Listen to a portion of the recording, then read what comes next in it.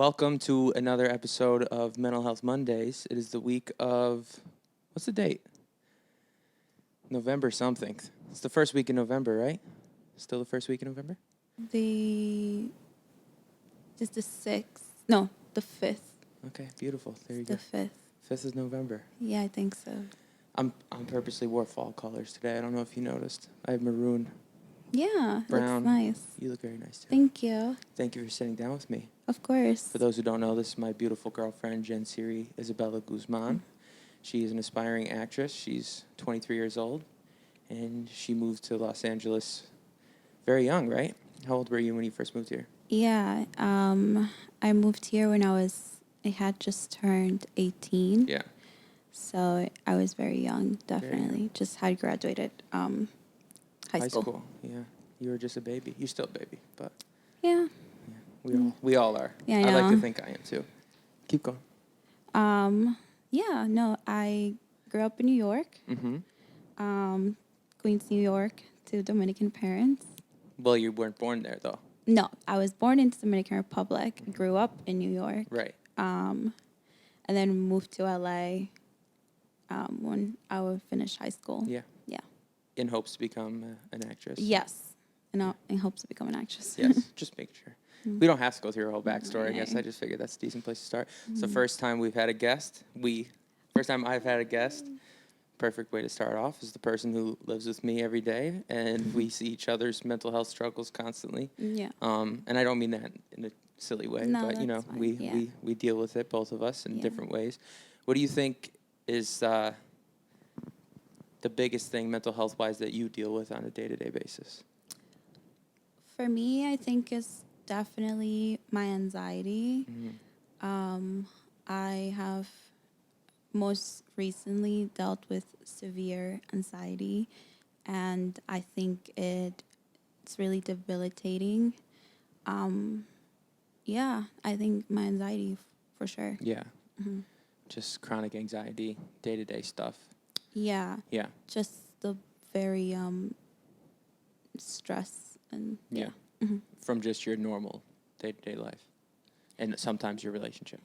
Yeah. I mean, I think in relationships, they're not perfect, they're hard work. So I feel like it's normal to go through ups and downs. I think that you're a great partner in the sense that we can talk about things and have like heart-to-hearts about our struggles individually and together or whatever we need from the other person. I feel like you're able to be there, and yeah, that's more than most people are doing for their partners.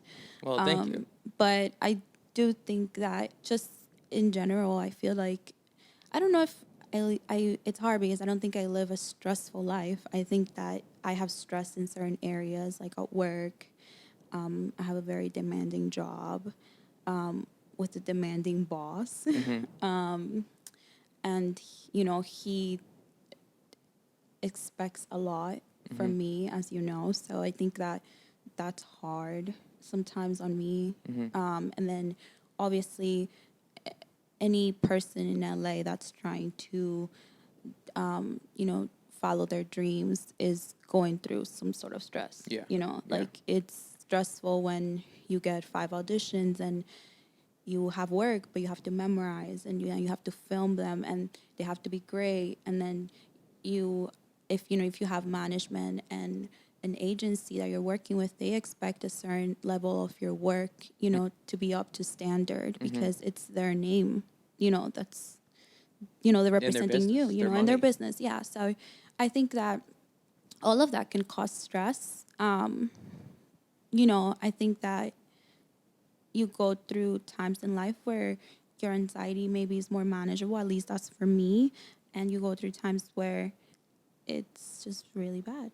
I think that's for everyone. There's time, like if you deal with mental health issues, anxiety, depression, there's always ebbs and flows. I don't think there might be times where it feels like it's all bad, but it's really never all bad. It's very up and down when you're someone that's dealing with mental health issues, but regardless of what they are, depression, anxiety being the two, I think probably most rampant ones, especially in our generation right now. Yeah. Yeah, especially being an actress too. and I know I talk about this often on here, is like the self-criticism and the self-judgment, which in a lot of ways every artist needs to have to push them to be great, but it can be crippling at times. You know, like you said, you do 5 self-tapes, you feel good about them, you send them into these big-time casting directors, and nothing comes back. Yeah. It starts to add up. It starts to add up. It's the baggage, you know? And I don't know which is harder, to like when you don't hear back at all, or when you're close, very close, and then you're like almost there, and you can almost see it. Actually, you can almost feel it, and then it's gone. Yeah. You know, I just don't know which one's worse. And I've been, you know, on both ends of that, and I think that it just never gets easier.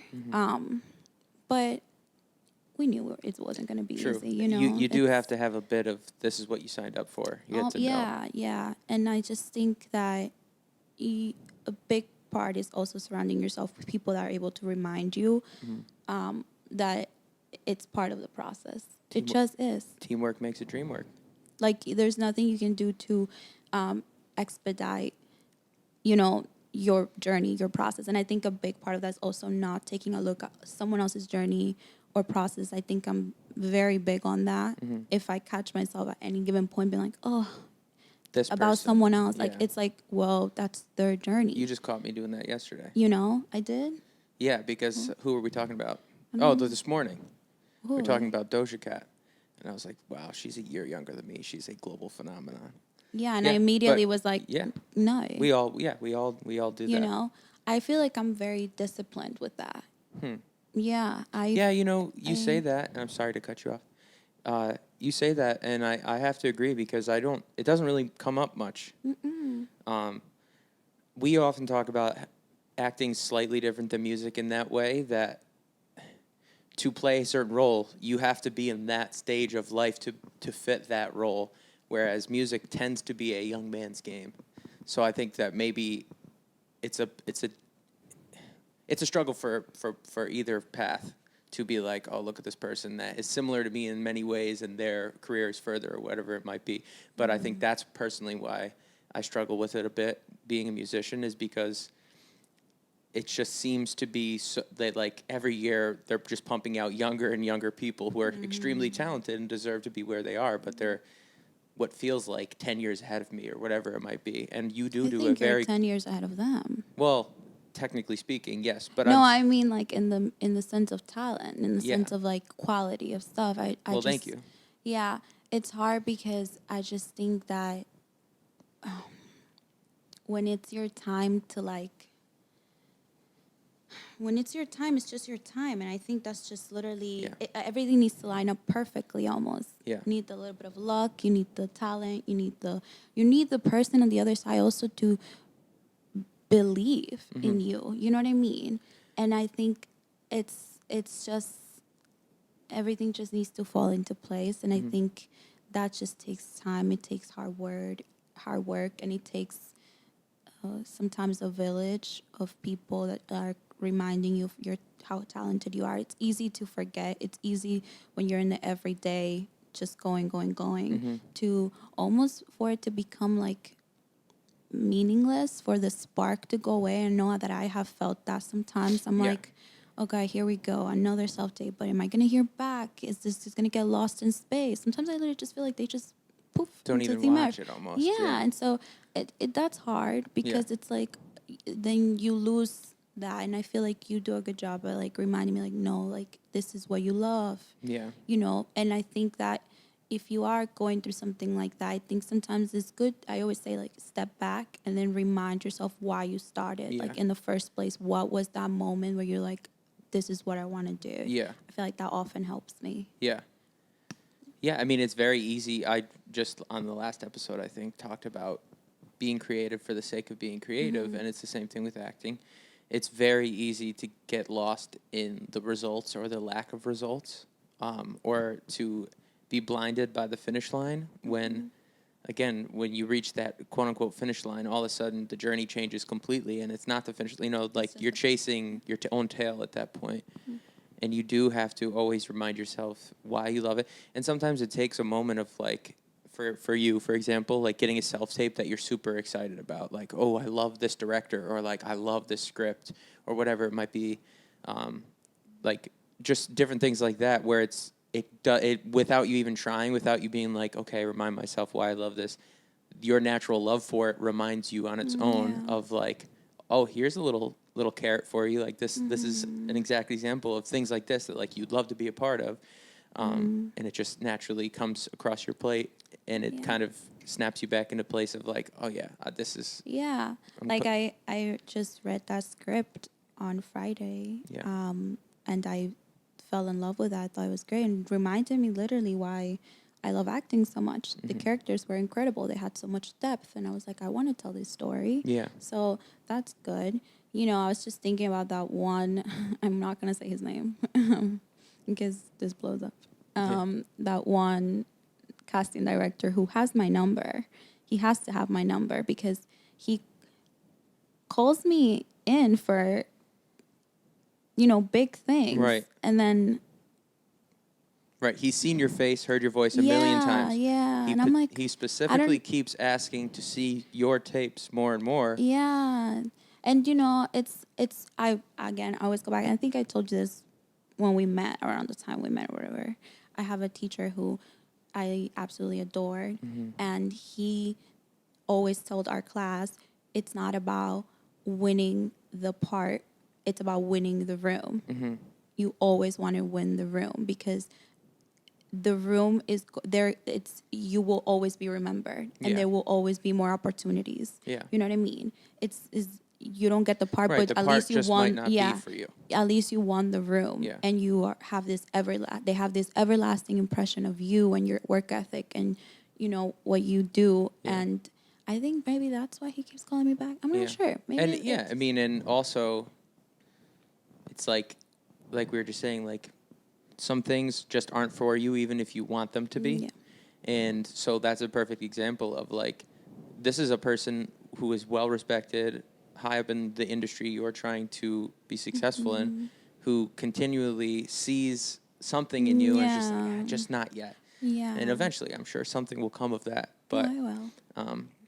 so that is another, like sometimes outside forces, like we need to always be focused on ourselves and stuff, but sometimes outside influences do help us snap back into the focus of like, all right, this motherfucker won't pick me yet. Like he hasn't chosen me yet, but like I can tell that I keep getting the call because he sees something and eventually it'll work out. Yeah, 100%. I agree. Yeah. What do you think it is that for you, because we often discuss in our, away from this, that like how the grind can wear you down and rip the joy out of what you love. What do you think, what advice would you give someone who's in your, I know we kind of just did this, but what advice would you give somebody that's in your similar predicament of, you know, this shit is hard. It's not for the faint of heart. It's a long, long, long journey with very little payoff until the big payoff, right? Yeah. What would you say to someone who's a young actress like yourself? Basically, what would you say to yourself? But yeah, I would say one, focus on your individual journey. No one else's. No one else's journey matters. You know, I mean, your friend, you want to support your friends, yes, but in the terms of comparison. And then I would say keep on working on your craft, you know, in the quiet moments, in the moments where you're not getting auditions, in the moments where everything's just not working. Keep working on your craft, whether that's you writing a monologue and practicing a monologue that you wrote or finding a monologue online and literally going back to what you studied. I feel like it's like a muscle that you just have to continue to work and work and work and exercise so that when that big audition comes, you're ready, you're prepared, it's still there. You know what I mean? And I feel like I lack that at times. And I miss being in the classroom a lot. So, you know, I feel like that's a big one. keeping fresh. Keeping fresh, those are things I would say. You want to be ready, you want to be ready to go. And yeah, I think again the focus on your own personal journey is so important, especially with social media. It's so easy to like get distracted and see what someone else is doing. And the thing is that it's so fake. Yeah. I mean, I'm sure there's some pictures that are genuine and people are happy and they're living it up, but at the end of the day, no one is posting, and we all know this, no one's posting themselves crying in the bathroom or being sad or whatever it is. So I think it's important to just not pay attention so much to that, you know. Yeah, and I think we're all a lot more similar than we think. Yeah. And we've all posted something that makes us look much happier than we are. And 100%. we know, like, I mean, I could go through behind it. pictures and be like, this one. Yeah. This one. Exactly. This So one. that's should help you in not comparing yourself to others when knowing, like, oh yeah, we all do it. We all fake it a little. Yeah. I don't know, like fake it till you make it mentality, I guess, a little bit. But yeah, definitely that comparison is the thief of joy. Yeah, I agree. Yeah. Yeah, you finished my sentence. I always do. You're not going to finish that tea, though, guaranteed. You never finish your tea. I do. When's the last time you finished your tea? You can't even remember. I haven't seen the bottom of one of your teacups in years. Probably like Monday. You finished your tea on Monday. I had it on that big one that I love. I love that mug. My mommy got it for me. Yeah. And it's the big one. I think I finished it. Yeah. This one's cute. I painted this one. You did? You did paint that. Yeah. I feel like tea is difficult for you because we make it in the morning when we're kind of rushing to get to work. And it's too hot at first. And then by the time we get in the car and you're still drinking it, it's cold and gross. So I agree. Yeah. I always say that. You know, It's that's actually one of the first things we bonded on. Tea? Temperature. Really? Yeah, because one of the first gifts you bought me was that heated coaster. You never use it. No, This is a waste of money. I haven't. It used to be on my desk, though. It's just, but the point of it being that, like, your coffee goes from being scalding hot to cold, and it's very difficult to get that perfect temperature. You never use it. Oh, I'm sorry. Boo. I'll go get it right now and plug it in right now for your tea. You're okay. But yeah, I guess, yeah. Temperature. Yeah. So recently you started a new path in your mental health journey, one that I just ended for myself. Do you feel comfortable talking about it? Yeah, that's fine. Okay. So I obviously just got off of antidepressants, SSRIs, and you just recently were prescribed them. And you have expressed to me you feel like at this point in your life, at this point in time, meditation and breathing and all those things are great, but it just has become almost unmanageable. And that's why you were interested in exploring this path. Yeah. So, yeah, it's a weird topic to talk about because it's not that I ever was against medication. I think that it's incredible that there are these medications that can help people in their everyday life, but it's not something I necessarily wanted to go on. And I think it's because for a long time in my life, I think my anxiety was kind of like when you have a ghost friend when you're a kid and it's like there and you like play with it sometimes and you acknowledge it sometimes and then sometimes you just ignore it. So that's kind of how I treated it. I was like, oh, this is just like a little ghost friend that I have and it's just going to be like shoved in the closet for a bit. And then sometimes it comes out if I'm having a really tough week and then I'm going to shove it right back. And especially when I was at AMDA, I tended to do that because it was such a like just go setting for me. And AMDA, if people don't know, it was my school that I went to out here. Acting school. Acting school, yes.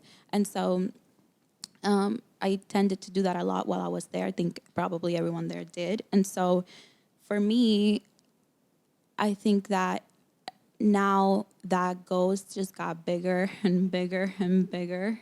And I think it like finally cracked the door open. And now it's too big for me to just meditate through or do yoga through, which I love those things. I love to do yoga. I love to meditate. I love the breathing techniques. I think they're all essential. And I think they're still important despite me going on medication now.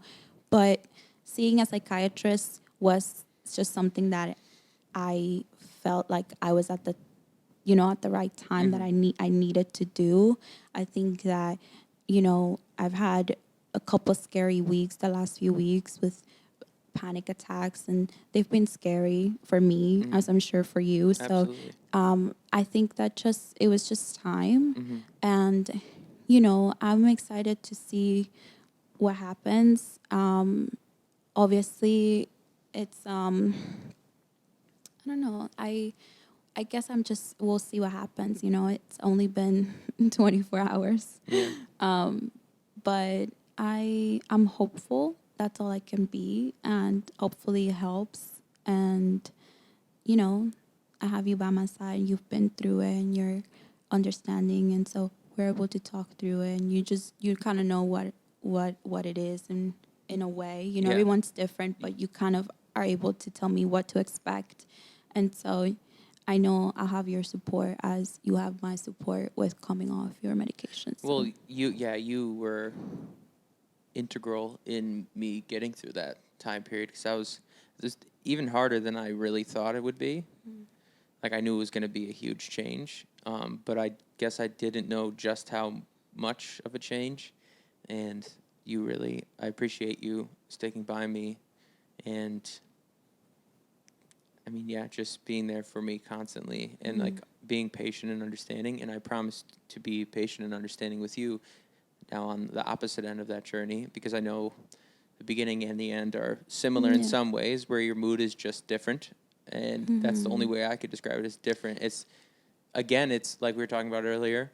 It's not all bad or all good, but it's a very different bad and good when you've never been on medication like that before. Yeah, that's how I feel. Yeah. Yeah, today's been a bit... Right, you said today is the first day. Yeah. Yeah. So I have felt a little not myself today, a bit. But I mean, we'll see what happens. Now, I know you, and this is not me saying you, a general you, but I know you specifically don't like to, like, if I bring it up, you're like, no, that's not it. It's not placebo or anything. But I think maybe the reason why I ask is because that's something I struggle with. Like, I get in my own head and trip out about it. I'm like, am I really feeling this way? Am I, because of my depersonalization and stuff? Yeah. So do you at all worry about maybe psyching yourself out one way or the other? Like, this is really working well, or this is not working at all. And it maybe not being, like, you don't know what to trust. Like, you almost can't trust your own head. Do you worry about that? No, I know I was going to say no. Yeah. I just think I'm very in touch with my body, as you know, in terms of like how I feel. Yeah. And 9 times out of 10, when I feel like something is wrong with me, something's wrong with my body, something has been wrong. Yeah. And so because of that, I tend to trust my gut, trust myself, trust how I feel. And, I've always rather been safe than sorry. So for me, in this case, like the way that I'm, I guess, attacking that is I'm keeping a journal of how I feel every day. Day one, I felt this way. Tomorrow, I'll do another journal. And so, it's just so I can have my records. And those are things I'll definitely go over with my doctor. But I have to still trust how I feel. Yeah. If my body's telling me that, This ain't right, or this is good. Yeah, I just have to trust that. And, like I said, I am hopeful that it'll work. Yeah. So we'll just have to see. Yeah. I have confidence that it'll help, and that's something I've been That's something I've tried to be pretty vocal about when talking about getting off of them myself.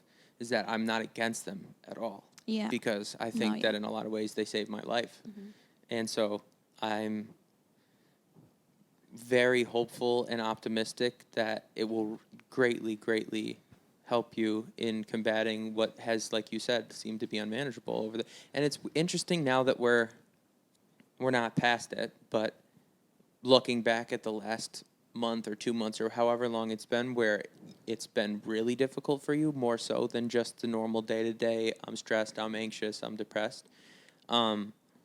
It's interesting to see, like, wow, there clearly was a trend where it got worse and worse and worse and worse, and it led to, okay, something's got to give. You made the decision that is very difficult for a lot of people, it's like, all right, I'm gonna go to therapy and I'm gonna figure this out as best as I can. And I think you should be really proud of yourself for that. Thank you. No, I mean, I feel like therapy is something everyone should be doing. Yeah. Obviously, I know is not accessible to everyone, but I feel like there are more resources now than they were before. Yeah. And something I had never done was seen a psychiatrist. Yeah. So that was I mean, it was kind of the same experience, but, you know, plus the medication, plus the almost like a deep dive into childhood trauma and, you know. Right off the bat. Right off the bat. So it's like, whoa, okay. Yeah. But yeah, no, I mean, I agree. I think that it just kind of got a little too big for me to handle. And I think it's going to be good to have some extra help. Yeah. And again, you always say, I still need to do the other things. It's still doing the other things that help, the yoga, the breathing, the meditating, the try to relax. You know, I have a very hard time relaxing. I am not the type of person that can sit on the couch for 5 hours and just absolutely relax. And that's a big difference in us. My brain is always going. It's always like, I have to do this, I have to do that. And I think that, especially in this time, I wish that I could be able, like I was able to relax more. I wish I could just be like, okay.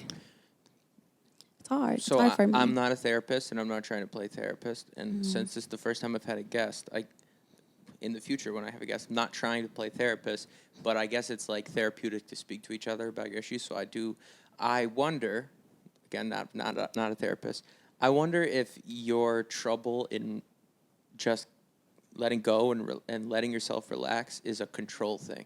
Yeah. Of course. I am a very controlling person in the sense of how I like things to go. I'm a creature of habit. Yeah. Too. So, if I have to get up at this time, that's the time I got to get up. And when I want to go to sleep, that's the time I want to go to sleep. And the time I put on my calendar that I'm going to journal is the time that I will journal. And so I think that it's also about me allowing myself to shift a bit. Yeah. You know what I mean? To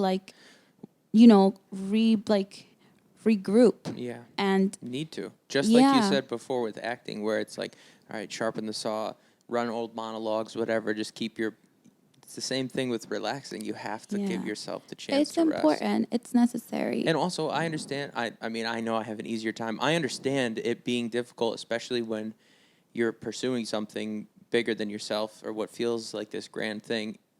It's hard to let yourself just breathe for a minute and just chill out, because you do need to work hard. And you are a hard worker. And so I can understand why in those down periods, that's also when your brain finally slows down enough to let all the thoughts in, good, bad, and different whatever. But that's when the mind starts to race, and you feel, on top of that, having a lack of control in those moments. Yeah. I can see where it's intimidating, but it's necessary. Yeah, I agree. No, it's necessary. And I just, I think that just with the relaxing thing, I think that I've noticed more and more how important it is, especially for me. I think I need to decompress a lot of times, especially when after I work, whether I work from home that day or whether I work from the office, but working from the office definitely more. Yeah. So I just think that it's essential to be able to decompress and just take time for yourself. Yeah. Like when I went to pottery class on Friday, it was incredible. Perfect example. Incredible. Loved it. Yeah. And that was a moment where it's this weird thing where, and you get it when driving. I know you don't know because you don't drive. I don't drive. Not yet. I'm a princess. Driving is another example of when you allow your brain to focus so much on one task that you're almost completely zoned out. It's really a therapeutic feeling. Driving sucks sometimes in traffic, not necessarily this, but when you're on a drive and you let your brain go to that place, when you were doing pottery and you're so focused on this, it's a very strange thing, because in one way your brain is completely hyper focused on the task right in front of you, but it also allows you to kind of zone out. Yeah. At the same time. I mean, no, it was incredible, and it's such a beautiful art, Yeah. and I've wanted to do it for Yeah. a long time, and it's something I'm gonna keep on doing. Mhm. But yeah, there was a point where I completely zoned out, and I forgot that I was in the room with other people and an instructor. Yeah. And I remember hearing his like voice like faint, and him saying like breathe into your movement with your hands. Mhm. At that point he was kind of letting us like go like fly solo, which was nice, but I loved it. It was Yeah. really nice. And it was, I mean, you picked me up and you saw how excited, and I was like in such a high. So it was incredible. Mhm. Incredible. So 10 recommend pottery, and especially if you have problems relaxing. Yeah. Yeah. That's Yeah. a good one. It'll also humble you. Yeah. True. True. It'll 'Cause humble you. especially never having done it before, like Yeah. shit. I did pretty good. Yeah. When you Yeah. do things that you're typically comfortable with, you do forget that you are allowed to stink at something. Yeah.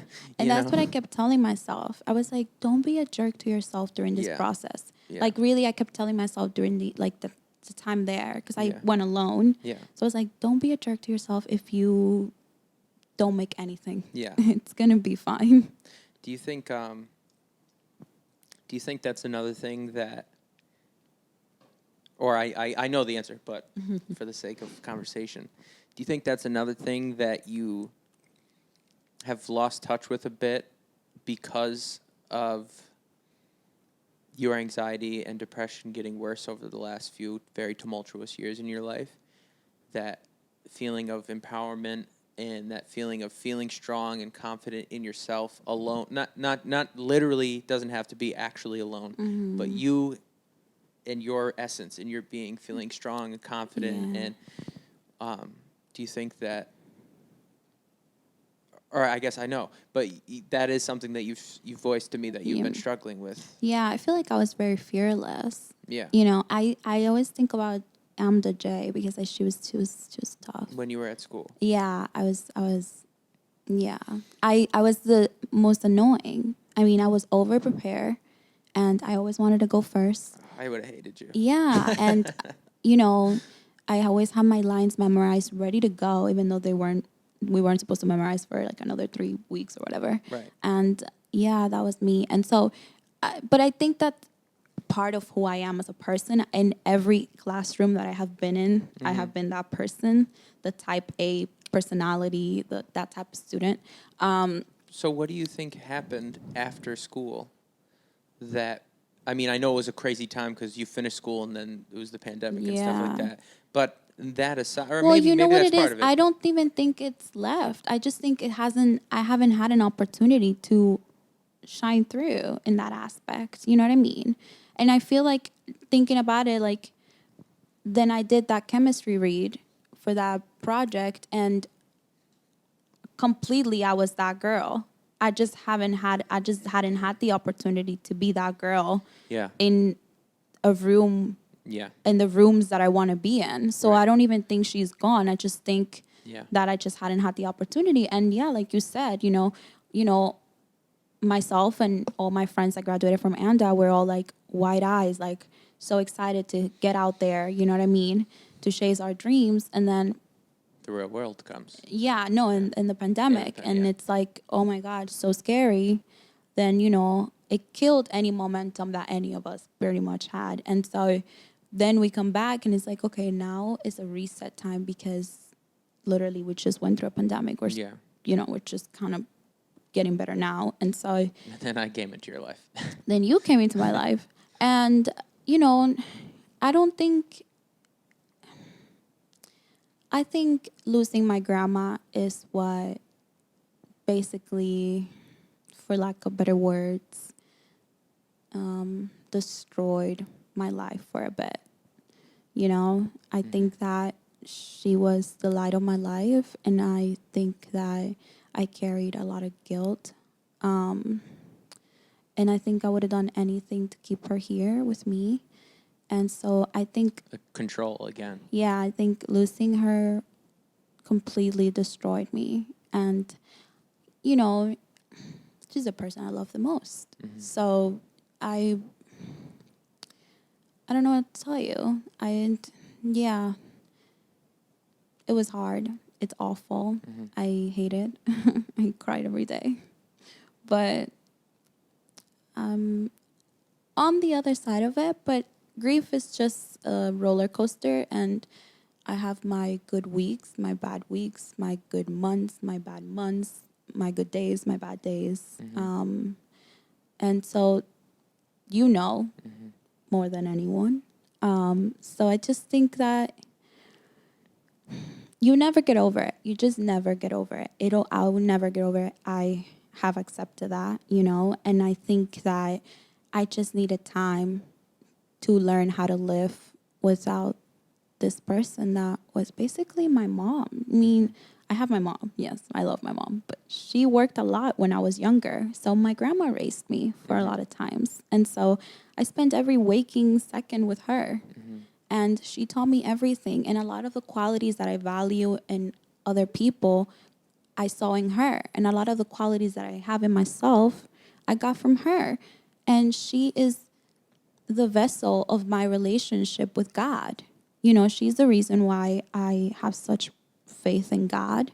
So losing her, of course, was going to alter my life for a Forever. long time No, and forever. forever. Yes. But I mean, in the sense of like, it kind of stopped everything Yeah. for me. Yeah. I needed I just couldn't understand how I was walking in this earth, but she wasn't here anymore. It was hard for me to comprehend that. And so I think that's what basically shifted everything. I think is what made the ghost that I shoved in the closet kind of like Yeah. push out more and more and more. And I kept fighting it. And then I went through a breakup shortly after. So we went through a breakup shortly after, and that was hard too. So I hear all these losses, like my grandma. Then one of my good friends dies in a motorcycle accident, like 3 months after. Then his grandma, who's like another grandma to me, dies right before Christmas. And then you and I were broken up. So I think that all that trauma, all those like losses, of course they're going to change everything for you. I felt quite lost and I felt quite lonely. And I think I ran to God, and God like saved me basically. Like really. And I ran back home, and I my family was incredible. So I wouldn't necessarily change any of that, because I feel like that has all given me perspective, and it has allowed me to be where I am now. And it's one, you and I obviously got back together, and both are just better partners to each other. And two, I'm just able to deal with the loss of my grandma in a much healthier way, in terms that I'm able to talk about it and like be logical about it, and understand that it was just her time. She lived a beautiful life, and it was her time, and I think she was ready to go. And that's that's all I can say. She was ready to transition. And yeah, I mean, Yeah. that was a lot. It's okay. It's okay. Sorry. It's okay. I want you to feel comfortable expressing yourself. Thank you. That's what this whole thing is about, is realizing that while we all have our own unique experience, our experience is very human. And all the feelings you described are very human feelings, especially when it comes to grief. I know for myself that, and I think anyone who's had a loss like that, or in general, the feeling of permanency, like nothing else. Like nothing is more permanent than death. And knowing that, again, no control over the situation. And then obviously the question of why comes into your head a lot, a little too much probably. Yes. And Like, why now? Why at this time? and I think the key to all of it, other than having a good support system around you, which at times you did not, and then at times you did very much so, which helped a lot, like you said, going back to your family and stuff. But that kind of stuff, like therapy if you can at those moments, letting yourself feel your feelings. But the first step to me with grief of truly moving in the right direction is acceptance. Accepting, like, this is reality, and it really sucks, and it's never not going to suck, and you're never not going to miss this person, but you can't change it, and you will drive yourself mad constantly trying to control things that you can't change. Yeah, and I think that in general, just, there are steps to grief or whatever, but those steps tend to overlap, or you tend to think you're on a step, but then you're at a different step, and it goes back and forth, and it's like one of those roller coasters that, like, you go like this, and then it goes back again, and then you go forward again, and then you go back again, and then you go through a loop. And that's just how it is.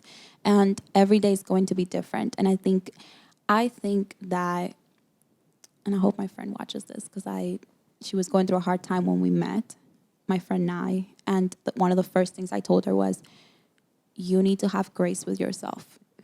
I think that we don't have enough grace with ourselves. I don't. And if you could elaborate on that, by grace, you kind of mean patience, allowing yourself to be you. Forgive yourself for your mistakes. Literally, forgive yourself. You cannot forgive anybody else until you forgive yourself. You cannot give those things, the patience, the kindness, the gentleness, to anyone else until you give it to yourself. You just can't.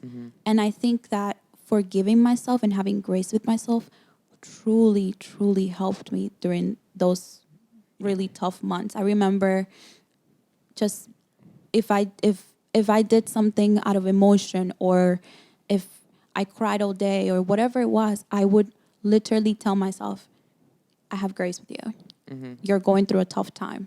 This is fine. This is okay. You're going to see the light again. You don't see it right now, but you will see the light again. You always do. We always do.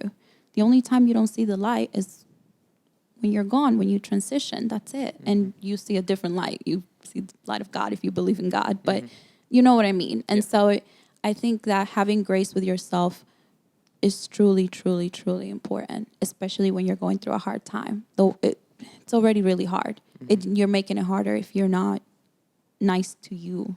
Yeah. Yeah.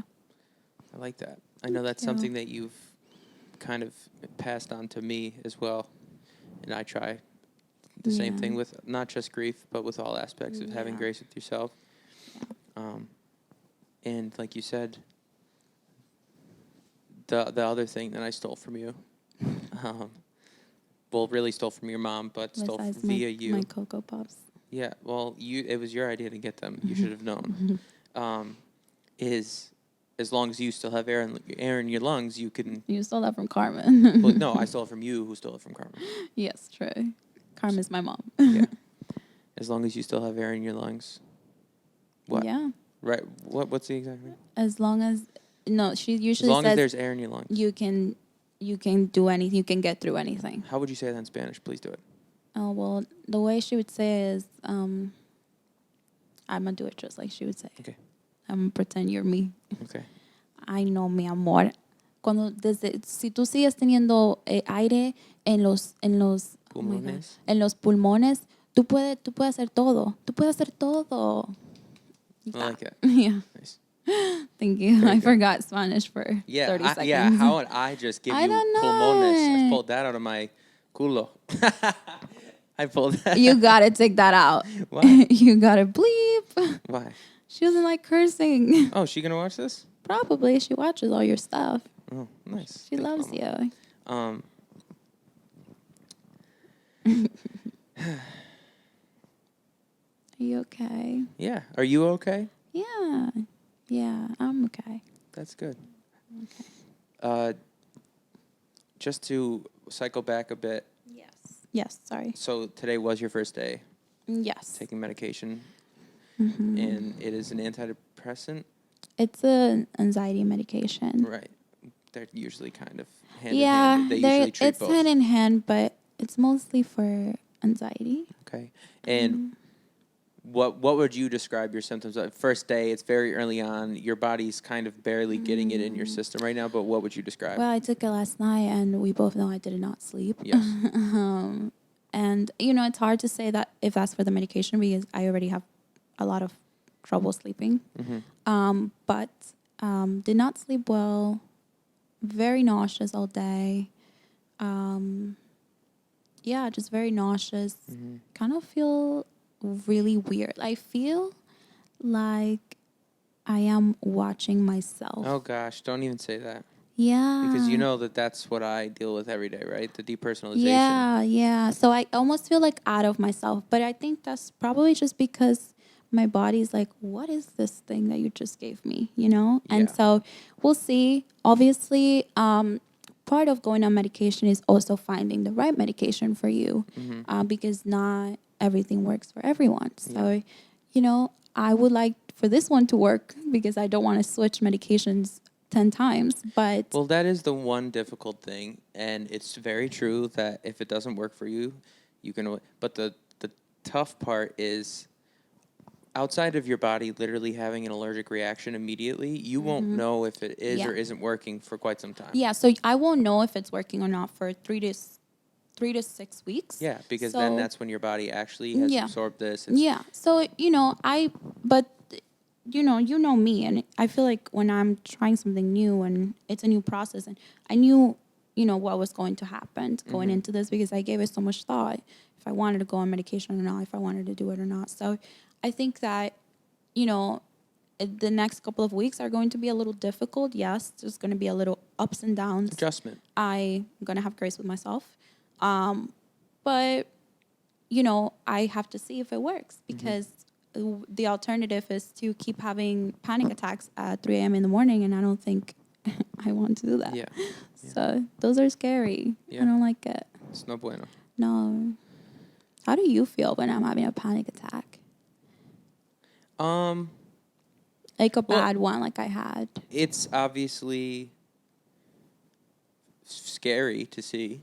It's frightening because it's like, I love this person so much, care about this person. All I want for them is to be happy. So it's a world of emotions when you're with someone and they're going through a panic attack, especially when it's a severe one. It's not just like, Yeah. I'm not discrediting anyone's panic attack but there are other times where either one of us are saying like, I'm fighting off panic attack right now, or I feel like I'm having panic attack. And it's the typical like shortness of breath, like you feel like you're going to almost faint with that kind of stuff. But the ones that you had been experiencing like in the middle of the night and stuff, those were like your body, your brain and body completely shut off. And I almost felt like I couldn't even reach you. Yeah. Like it was like speaking to like you, like, so it was frightening because, like I said, when you're trying to be like, okay, what can I do to help? Are you okay? And trying to like help the person breathe and calm down, and you're not getting anything back. It's just scary. really hard because like I can't talk. No. Of course, I'm not blaming it on you. Because like I literally can't breathe. Yeah. So I thought that night, oh my God, I'm gonna end up in the hospital again because I remember like my chest was so red. I keep throwing water. Yeah. Because I felt like somebody was cutting off my air supply. I don't mean to laugh about it, but also I want this podcast to be fun and light and funny. That was one of the things, like you kept throwing water at your chest, and in my head, obviously, I'm like, okay, you're gonna be okay, but in my head, I'm like, what the fuck is she doing? That's the only thing that I felt like could help. Yeah. Like I didn't know what to do. It was just so high. It felt so hot. It felt like so tight, and I was just like, I can't breathe. Like That's just someone at their wit's end. Like you had no idea what to do. You're like, maybe it was the scary. It was very, very scary. Yeah, no, I know it. Yeah, it was very scary. And then the aftermath sucks too because you feel so debilitated because your body just used up all your energy basically. So I remember the next day I was just a walking zombie. I was just like, and you know me, I'm never a freaking walking zombie. I'm like always ready to go, ready to do things around the house. And that day I was just like watching football. Yeah. Yeah. So, yeah, those are definitely not fun. No. But do you feel that you have things that you do when you're experiencing those moments that do help? Or do you think that right now, currently, you almost feel powerless over it? Like the breathing exercises we do when either one of us is feeling that way. Do you think that that's helpful? I think breathing is one of the most incredible things. I mean that like well, duh. But like I'm saying, like when you're not feeling good, Yeah. even if I have a stomach ache, I will do some deep breathing. Yeah. I literally will be like, okay, pause. Yeah. And like, I don't know, my brain makes it feel like it's better. So I keep doing it. Definitely probably a little placebo there, but Yeah. also Yeah. literally your body needs oxygen in the blood Yeah. and it's getting it and helping you circulate your blood and stuff. So I breathing, yes, I Yeah. would go to breathing every time. However, when someone's having like a severe panic attack and they're at the point where they can't breathe and they're throwing water at themselves, Yeah. I feel like at that point you're not really, your brain and you are not really connected.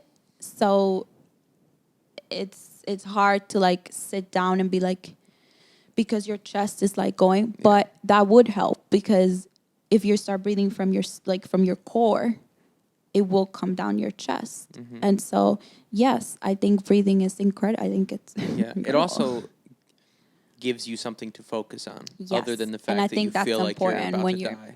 I agree. Yeah. I think it's important when you're having any sort of anxiety to focus on one thing. Something you told me was when you read that book that what was it? It was it was that you were doing better with your anxiety because you were very present and focused in the moment. And I started doing that, and I thought that was very helpful. Literally, the book is The Way of the Peaceful Warrior, and one of the things I took from it was to the point of me focusing on my hand picking up this coffee mug and bringing it to my mouth to take a sip and really slowing every single moment down to the absolute and being intentional with every little thing you do. It makes you feel, I don't know, it's difficult to do all the time, and it's always easy to like take something from a book and right after you read the book be like, this is the way I'm going to live my life. I love this. Obviously it has not it comes and goes. It comes and goes. But it really is so incredibly helpful. You feel very calm and you feel very in control. And now there are things you can't control at all, but at least, I mean, like, you're very in control of you. Yeah. And it's a really good feeling, especially for someone who, deals with anxiety and stuff. I agree. I highly started recommend doing that that at some point. Maybe. It was your idea to put the plant there. I love her. Is he a him or a her? No, she's a him. She's a him? You know what I mean. It's 2022. Hey. So no, I agree. I think that like that helped me when you told me to do that. When you told me to try that, I forget exactly where I was, but you were like, just literally be so deliberate about everything you do. That's a good word. And I started doing that. And you know what another thing is? Romanticizing your life. And you don't have to have a partner for that. I think that you literally could romanticize going to the grocery store. Like, put on your AirPods.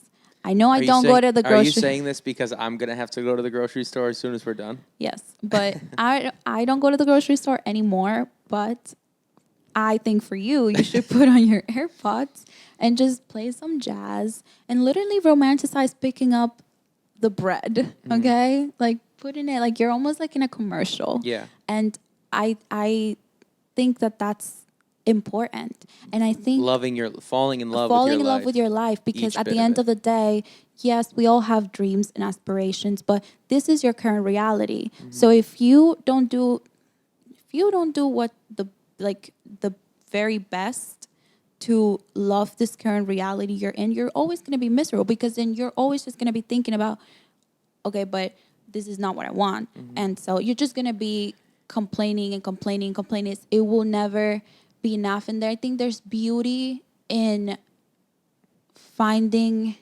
happiness in your current situation, or trying to. Yeah. You know what I mean? For whatever reason it is. I think that is the ultimate goal that everyone should have, because that's the only true way to happiness, is being content and happy with your current situation, your current life. Now, obviously, some situations are better than others. Yes. But even in the bad ones, the only way to get out of them is to realize where you're at and really be conscious of it. And I actually caught myself this weekend at some point, or maybe it was Friday, I don't know, very recent, realizing that exact thing because I'm like, I don't know what it exactly was. Something I had to take care of, something I was doing. And I'm like, all right, one day, like, and I was just like, one day what? One day I won't have to go to the grocery Right. store. No, I don't remember exactly what it was or what the context was, but I caught myself and I was like, wow, what a horrible way to live my life. Of like, I like you said, everyone has goals and aspirations and things they're working towards, but to not allow yourself to be happy until you get there is ridiculous. And I just really thought about it, like in that moment, like, what the fuck am I talking about? One day I won't. Yeah. Well, that might never come. Yeah. That day might never happen. Yeah. So I better just enjoy what the hell I'm doing right now. I just had a red table moment. What you? And I thought you caught it because Well, then I've you been laughed a saying- little bit. So I was like, I've been mm you You're the right. entire time. It's a white table. Yeah, marble table Marble talk. table, yeah. Anyway, so no, I agree. I think that romanticizing your life is, we romanticize people, we romanticize places. Yeah. So, Sorry, I wanted so you know what I mean. Why not romanticize your current reality? Find a little bit of joy in anything, really, Yeah, in and your morning routine, Yeah. and even your boss. Yeah. If you have a tough boss, just take it for what it is, and it's hard. I'm gonna replay this clip for you over and over all Please week. do. You should have it on. We should put a screen and just play it over and over But again. to that point though, There's a line to be drawn. Well, of course. Yes. But I'm saying you were like being happy in your day-to-day life. There is a level of sometimes that's not possible for people because of their predicament. And the thing I would say to that segment of the population is you can do something to change your situation and make it more advantageous to your happiness. One thing I would say to, the people that are really, really going through it that cannot, you know what I mean, they're not able to, find any happiness in their current situation. I would say literally get out of the bed and make your bed. Yeah. That's things like that. Yeah. Just make your bed. That's all I want from you. Like Yeah. literally just make your bed. I don't want you to do anything else. You don't even have to wash your face. Just literally get up from the bed and make your bed, because I know what it's like to wake up and not want to get out of bed because you're so sad, you're so depressed, you're so anxious, or your surrounding is not safe or whatever it is, and you just want to literally hide, almost sleep all day because you don't want to go face your reality. But I promise you, if you get up and make your bed, I just do it. Yeah. Just do it, because it automatically, my grandma used to say, I'd rather you get up and make your bed and get back in the bed than just stay in bed and not have made it at all. Just the principle of it. It's not about making the bed, but it's about like, I'm going to try in this moment. It goes back to being intentional. Yeah. And I know that at the adage of getting up and making your bed also comes from, all right, you've now successfully achieved the first task of your day. So you're starting off with momentum. Yeah. And that's really important, especially when you're in a rut. Yeah. It's momentum. Yeah. I love checklists. I love checking stuff off. About that I'm all like, the time. check. Yeah. Every morning when I get to work, or if I work from home that day, I write my checklist of the day. Yeah. And I just check it off. And, and this is for the ones that are type A personality. When I have a checklist, if I don't get something done, I tend to judge myself. So I have learned to have grace with myself if I didn't get it done. Maybe I had a migraine. Maybe something else took me too long. Maybe we had to make dinner that night and it took too long. Whatever it is. So having grace for yourself if you don't get one of those things done is fine. Yeah. You can move it on to the next day. But obviously also have discipline and try to get it all. I think especially, see how I put a little bow on this whole thing? Watch this. Especially as artists, like we were talking about in the beginning, it's very difficult to balance having the discipline and also having the grace. of having the discipline to keep to a plan and stick to it and truly believe in it and trust the process, but then have grace if something goes awry or there's something that happens that you can't control. It's very difficult to balance that. I know for myself, it's really hard. I know. And I just think that it's all about balance. I know I use this word a lot. We both do. I say, I know, I don't know if you always listen to the podcast, but I literally say it 2 or 3 times per thing. I do listen to the podcast. No, I know. I'm just messing with you, but genuinely. You always say that. I'm only kidding. Genuinely, I say it every episode because I really think that it's all about balance. Oh, we both believe in that. No, I'm just kidding. No, I think that, it's all about balance in life. It literally is. It can't be too much one way, too much the other way. It literally just has to flow. And it's hard to manage. But when you have the resources, when, it's easier. Sorry, I tripped out because... I thought it was Casey. No, it was the reflection of your hand in the window. And I was like, I talk with my hands a lot. I apologize. It's okay.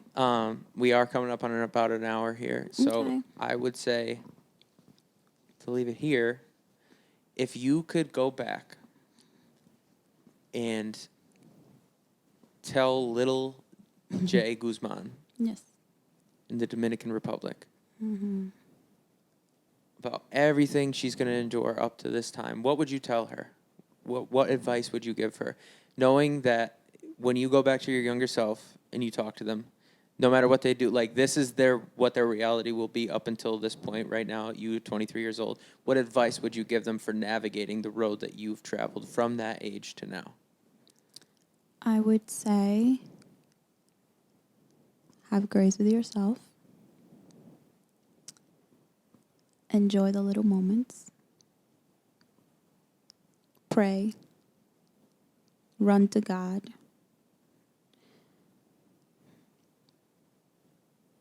Stay kind to others. And keep working hard. Nothing in life comes easy at all. Nothing worth having anyway. So those are the things I would say. I would say to, keep the relationship with God. Keep praying. Have grace with yourself because life is hard. It's just hard. And other people make it harder sometimes. So you have to be able to be nice to yourself. And be kind to others. I think kindness takes you places. I really do. And I think that's something I got from my grandma. She was the kindest person I knew. So yeah. That's beautiful. And I love that. And as your partner and someone who loves and cares about you very much, and just even if you were another random human sitting in this chair, what I would say to you is take your own advice. Will do. That's something you would tell little innocent you, and you're still that same little package of joy. Thank you. A little sassy sometimes. Yeah, that's okay. I'm sure you were back then too. I was. So thank you so much for sitting here with me. I mean, you didn't really have a choice because... It's my pleasure. I love what you're doing. I'm so supportive of what you do. I hope that it keeps reaching, people everywhere. And, I'm so proud of you. I say it every week. I pretty much say it every day, but I'm so proud of you.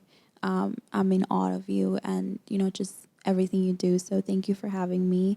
Thank you. And, I hope someone can take something away from my experience or your experiences, and I hope we could help at least one person. And that's the only goal I've had, is just giving people an outlet to see other normal human beings, especially from the artist angle, because that's what we do and that's what a lot of the people I know are involved in. But just normal, regular people. And the fact that we're all going through it in one way or another, and that it's okay to talk about it.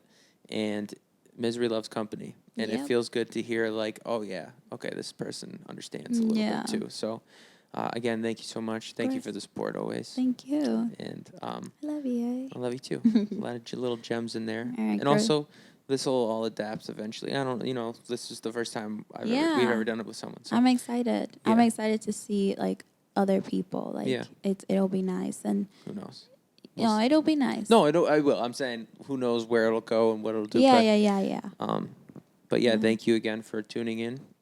And again, like she said, if you could take anything from it, just have grace with yourself and keep pushing forward. And I got to remember, I got this. You got to remember, you got this. And if not, we got this.